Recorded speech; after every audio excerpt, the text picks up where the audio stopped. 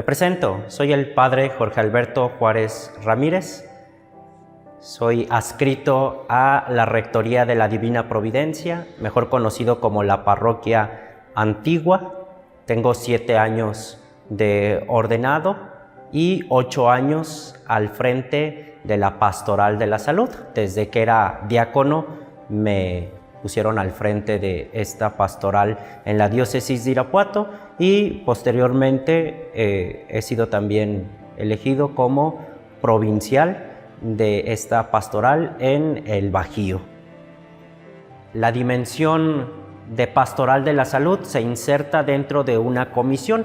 Esta comisión tiene 8 vertientes, entre ellas migrantes o movilidad humana, pastoral indígena, pastoral del trabajo, justicia, paz y reconciliación, y una de ellas es Pastoral de la Salud.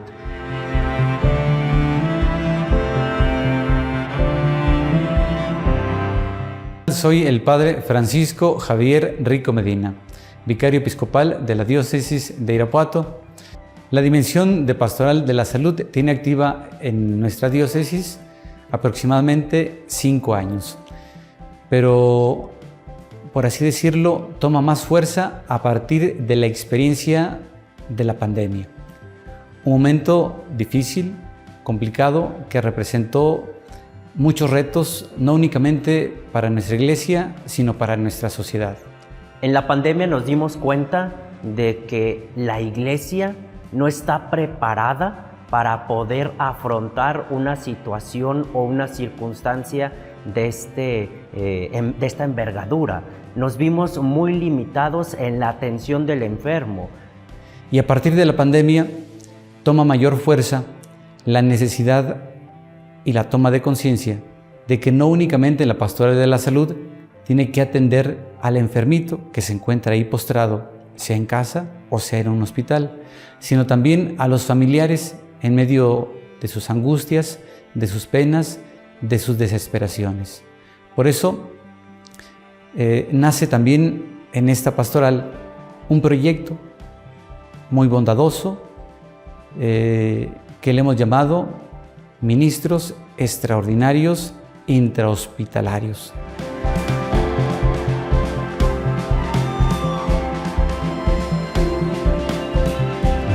Soy Diana Victoria, soy coordinadora de Pastoral de la Salud de la diócesis de Irapuato.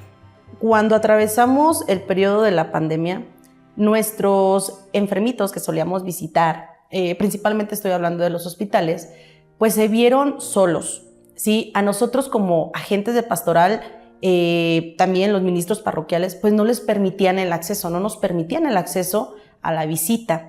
De modo que surgió esta pequeña idea, esta pequeña iniciativa, viendo algunos de los documentos de la Iglesia, Redentoris Missio, Immensa Caritatis, en donde se nos habla precisamente de la labor que el laico puede ejercer dentro de la misma iglesia y la importancia que éste tiene para que se extienda el reino de Dios. Entonces, apoyados en estos 2 documentos, se llevó a cabo esta proyección. Y empezamos a pensar quiénes pueden entrar, estar de cerca, ¿no? Estar cerquita en estas personitas que estaban sufriendo. La humanidad estábamos sufriendo, pero ellos, los que estaban aislados, pues estaban todavía peor, estaban alejados de las familias, alejados de, puedo decirlo hasta de Dios, ¿sí? ¿Por qué? Porque entró esa desesperanza, el agobio de no saber a quién recurrir. La opción que optamos para poder atender a los enfermos fue esta idea, instituir a personas o a profesionales de la salud que ya están insertos en los hospitales, que ya tienen acceso a los hospitales, que ellos saben cómo hacer una técnica de lavado de manos, una técnica de protección para entrar a los aislados o a entrar a terapia intensiva o a entrar a los neonatos, UCIN, etcétera. Todos esos lugares en donde los ministros no entraban, donde los ministros no llegaban. ¿Qué perfil cumplían o tendrían que haber cumplido y tienen que cumplir? Bueno, pues son todos aquellos médicos, enfermeras, personal sanitario en general que está dentro de los hospitales, clínicas, ¿sí? El perfil no nada más es un médico, enfermera, personal sanitario, sino aquella persona que está realmente dedicada al servicio de Dios. Es ahí donde toma mayor fuerza esta dimensión de pastoral de la salud ante la emergencia de atender a los enfermitos que estaban hospitalizados y atender también a los familiares que se encontraban con una angustia, con una pena, con un dolor. Pastoral de la salud no es una dimensión que a lo mejor llame tanto la atención, porque las personas se dejan llevar con que solamente estamos hablando de enfermos. Y no necesariamente estamos hablando de enfermos de hospitales, ¿no? Habemos también enfermos en casa, ¿sí? Y también podemos ser nosotros mismos los enfermos. Entonces, Pastoral de la Salud es muy amplia. Dentro de la diócesis de Irapuato, esta pastoral de la salud tiene diferentes áreas en las cuales se inserta. Entre las que estamos trabajando son toda la cuestión del voluntariado, la formación, capacitación para las personas que nos ayudan en los agentes, como agentes de pastoral de la salud. También están los hospitales. A su vez tenemos la atención de los asilos, al igual que toda la cuestión de la campaña de prevención para los niños, los grupos de ayuda en duelo, los centros de escucha. Nuestra población dentro de Pastoral de la Salud es relativamente poca. Estamos hablando de alrededor de 150 personitas que colaboran con nosotros en nuestro equipo. En comparación con nuestra población a nivel diócesis, estoy hablando de 1.200.000 personas, solamente son 150 colaboradores con los que contamos. Hoy, más que nunca, la Iglesia ha tomado conciencia de la importancia del papel y la misión del laico, que son un tesoro de la Iglesia, que son una perla preciosa, porque es a través de ellos como la Iglesia puede lograr alcanzar la misión que le ha sido encomendada. Es a través de ellos como el sacerdote puede cumplir con la misión que le ha sido confiada, de ser pastor. Comenzamos una labor de convocatoria en cada uno de los hospitales dentro de la diócesis, haciéndonos apoyo de aquellas personas que conocíamos ya de alguna parroquia o aquellos personal sanitario que ya con las visitas nos habíamos hecho amistad, habíamos tenido una relación.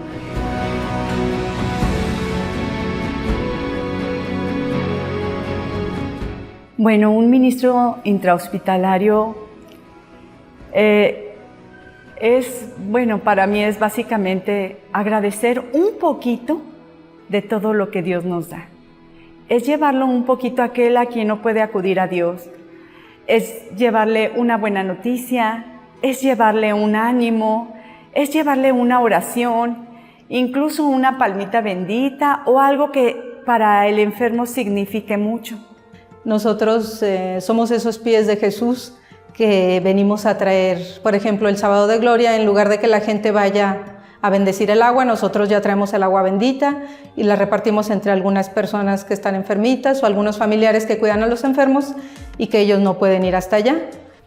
Entonces, ahí es donde tratamos nosotros de cubrir un poco esas necesidades de la persona, tanto espiritual como material, lo que se le pueda acercar, un jabón, un pañal, y tratar sobre todo de acompañarlos en que no se sientan tan solos, en saber que Dios está con ellos, Dios los acompaña y tan es así que nos manda a nosotros.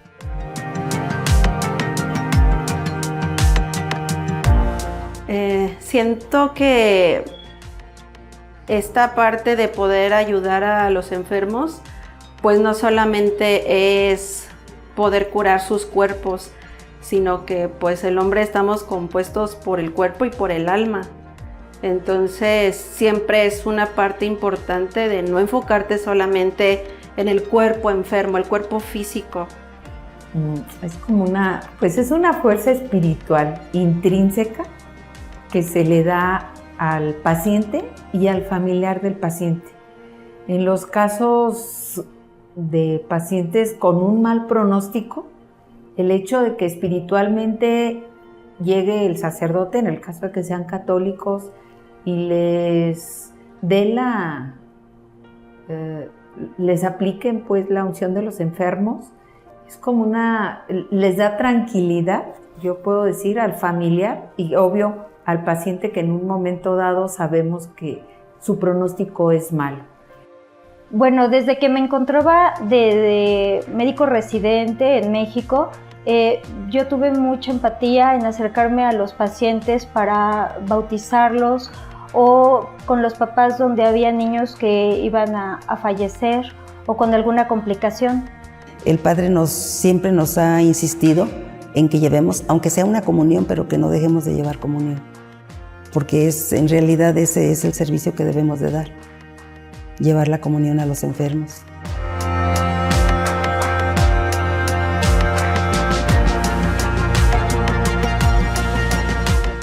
En el 2007, estando en la clínica del ISSSTE, teníamos 2 pacientes, una mujer de adulta mayor, con una enfermedad que ya no tenía curación, y ella estaba con sufrimiento por no ver mejoría, porque se sentía que era una carga para sus hijos, y siempre la veíamos triste.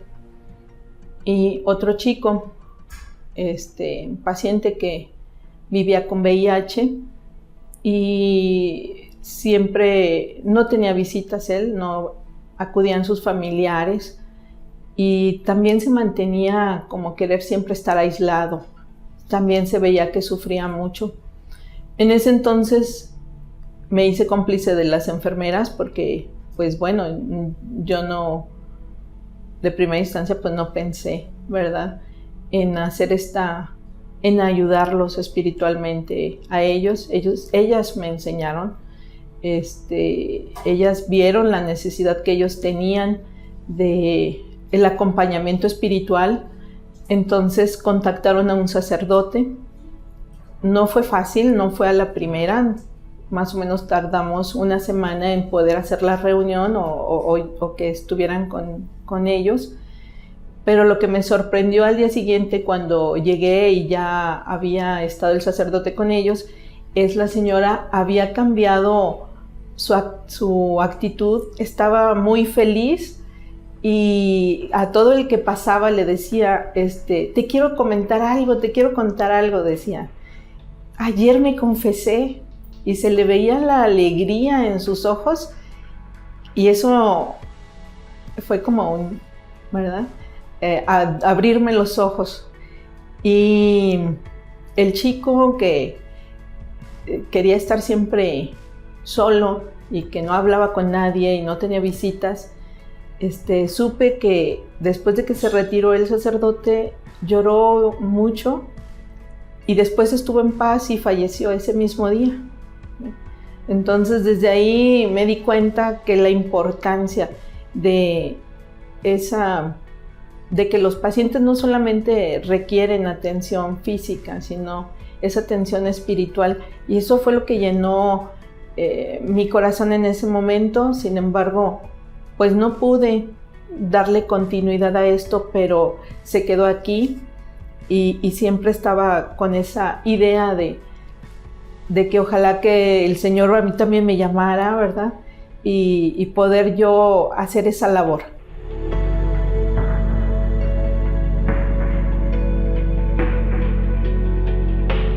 Bueno, durante mi práctica de la pastoral de la salud tuve una vivencia muy importante. Hubo un embarazo de una mamá de 28 años, nació su bebé prematura de 30 semanas, pero en el momento en que ella ya venía muy grave, sacan a la bebé y ella cae en paro. Técnicamente cae en paro en 2 ocasiones, se da reanimación avanzada, y Yo estaba en los quirófanos en ese momento, recibimos a la bebé, la estabilizamos, pero cuando me avisan que cayó en paro, paso al área de quirófano, me acerco hacia ella, toco su mano, pongo mi rosario, siempre lo traigo en el bolsillo, y me acerco a su oído y le digo que se encomendara, que pidiera perdón por sus pecados y que su hija iba a estar bien y que íbamos a orar por ella.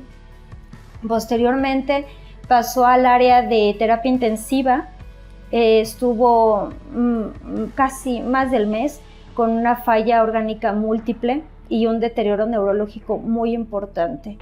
Entonces yo todos los días con mis compañeras que somos 3 más, pasábamos, particularmente yo pasábamos con oratorio de la Virgen de Fátima y pasábamos con aceite de San José y agua bendita y rezábamos un misterio con ella. Me acercaba a su oído y nuevamente le pedía que repasáramos los mandamientos, que estuviera en paz, que su hija iba bien. Posteriormente a eso nos empiezan a decir que empieza a moverse, que ya no estaba, se empieza a mover poco a poco. Yo la voy a ver y se me quedaba viendo de una mirada muy, muy particular. Su bebé se encontraba estable y pues la llevé a su cama. Ella no podía moverse definitivamente, no podía hablar, pero el hecho de haber puesto a su hija y bautizamos incluso también a su hija con ella, se llama María Fátima, fueron los sacramentos que pusimos y la dieron, los médicos no entendían cómo, después de haber caído en 2 veces en paro, con un daño neurológico muy importante, una falla renal importante, ella pudo salir adelante, salió en silla de ruedas primero, pero a la semana ella regresó con nosotros cargando a su bebé, hablando, alguna explicación que definitivamente los intensivistas, neuros, nefrólogos, no entendían cómo en una recuperación tan rápida había tenido la persona. Y definitivamente, obviamente los que estuvimos ahí, sabemos que Dios nuestro Señor, por intercesión de María Santísima, pasó esto. Actualmente seguimos teniendo contacto con la mamá, viene todavía aquí con nosotros y la mamá está perfectamente sana, sin ningún daño de ningún órgano.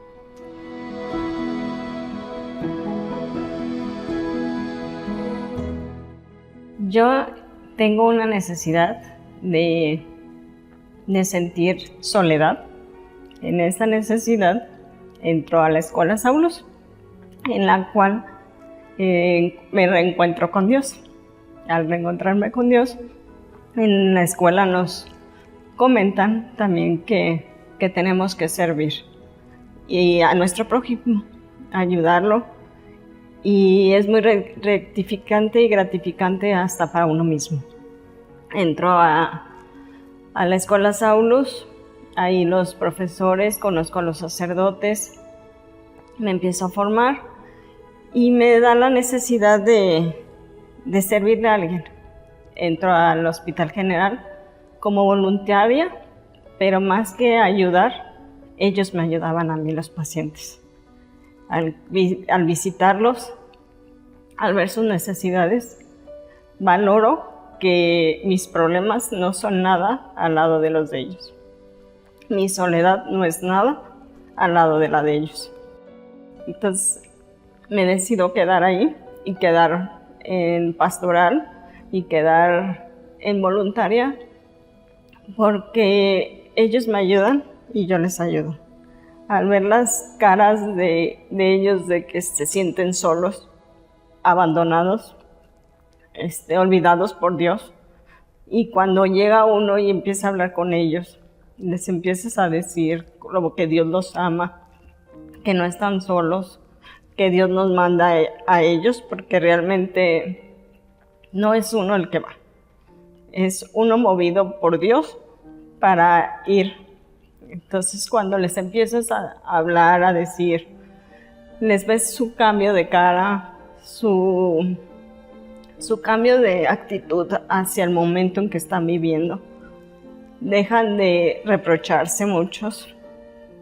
Sobre todo el cambiarles el día a día, el ánimo, te lo cambia a ti también. Es ahí que decido seguir, y ya no nomás como voluntaria ahora, sino unirme también a la parroquia, a la Pastoral de la Salud, y llevarles con más facilidad la palabra de Dios.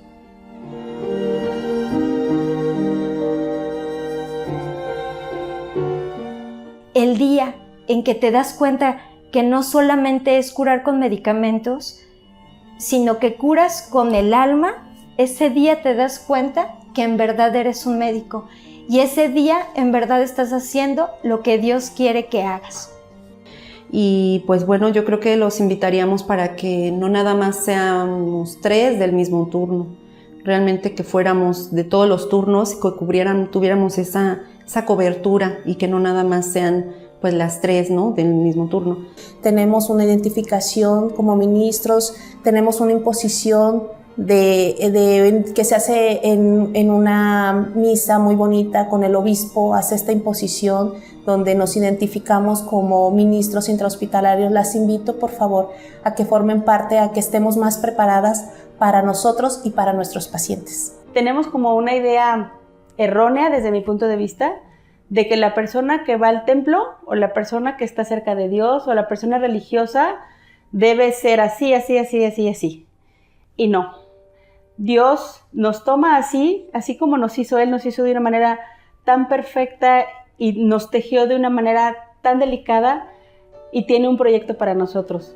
Sí, es verdad que a veces uno se cierra y decir cómo yo voy a servir a Dios si yo no soy buena persona, cometo muchos pecados, pero sabes, existe una conversión, y esa conversión está en ti mismo, que tú como persona cristiana, católica y apostólica estés convencido de que puedes dar más a tu semejante, así como nos enseña Dios nuestro Señor a que nosotros servimos al necesitado. Las personas no solamente requieren la atención física, sino la empatía, el acompañamiento espiritual. Eso es algo muy humano y que es necesario, ¿verdad? Es necesario para poder afrontar una enfermedad grave o una enfermedad leve, el tener ese acompañamiento espiritual, el sentir la empatía del otro. Sigan acompañando al enfermo. El servir a Dios es una de las mayores experiencias y gracias que tenemos el ser humano. El catecismo que nosotros aprendimos de Ripalda nos decía: ¿para qué está el hombre? Para amar y servir a Dios. Sigan sirviendo al Señor, sigan sirviéndolo, y en ese servicio amándolo en sus hermanos.